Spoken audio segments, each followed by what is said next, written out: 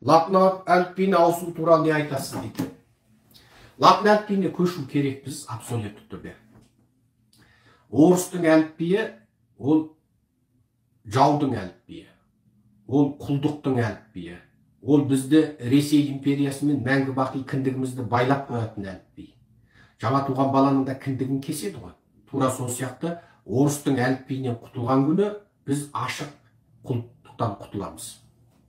Ал латын әліпбиі әлемдік әліпби. Түркия да соған көшкен. Түркия жаман болған жоқ. Сондықтан бізге латын әліпбиі керек. Бірақ менің жобам бар. Мен қазіргі қабылданған мынау құрттап кеткен, биттеп кеткен латын әліпбиін иттің етінен жек көрем.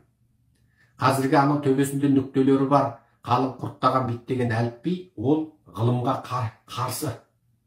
Сондықтан дұрыс әліпби жасау керек. Бірақ түптің түбінде латын әліпбиіне көшу керек. Және латын әліпбиіне қазақ өз бетінше, өзбек өз бетінше, Әзербайжан өз бетінше көшпей, мүмкін болатын болса түркі халықтарының ортақ әліпбиін жасап, бір тұтас бүкіл түркі халықтарының көшкені тіптен абзал. Бұл бірінші менің көзқарасым. Екінші көзқарасым.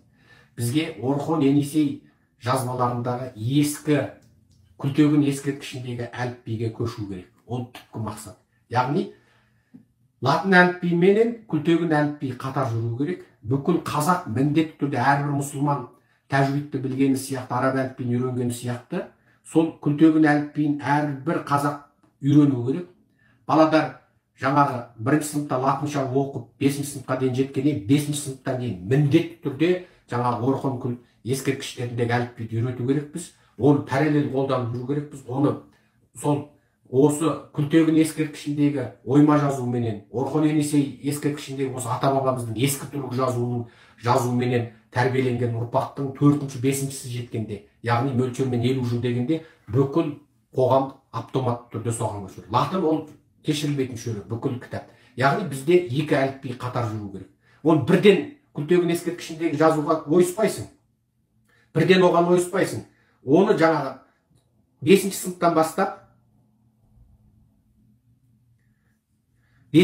бастап өтіп, бүкіл халық соны біліп болғанда, бүкіл халық соны біртіндеп ауысу керекпіз. Себебі ол біздің жазуымыз, ол біздің ғылымымыз, ол енді ғылым. Ол бізді бүкіл дүние жүзінде, мысалы, еврейлер латынға көшейік деп көшкен жоқ, өзінің ата-бабасының жазуын қолданып тұр. Мына тұрған грузин ата-бабасының жазуын қолданып тұр. Міне, грузин. Міне, әрмендердің жазуы бар. Мынау тайландтардың өзінің иелгейлі өз жазуы бар. Кәрістер жазуы бар, латынға көшкен жоқ. Жапон жазуы бар, латынға көшкен жоқ. Міне, сол сияқты біздің ата-бабамыздың жазуы ол. Ол біз сол жазуды жараттық, біз сол жазуды жаңағы тапқырлар біздің ата-бабамыз. Енді сол жазуды біз пайдалануға тиіспіз. Мына жазу. Міне, көрсетейін сіздерге. Міне. Мына жазу. Көрдіңіздер ма? Осы жазу біздің ата-бабамыз тапқыр. Біздің адамзат өркениетіне қосқан біздің үлесіміз мына жазу. Міне, еврей өз жазуын пайдаланғаны сияқты, анау халықтар жаза, бізде мынау орыс шовинистер дүниеге не деді? Бұлар көшпенділер, бұларда мәдениет болмады, бұлар адамзат үлес қоспады деп, орыс шовинистері бізді сөйтіп тұқыртып келді.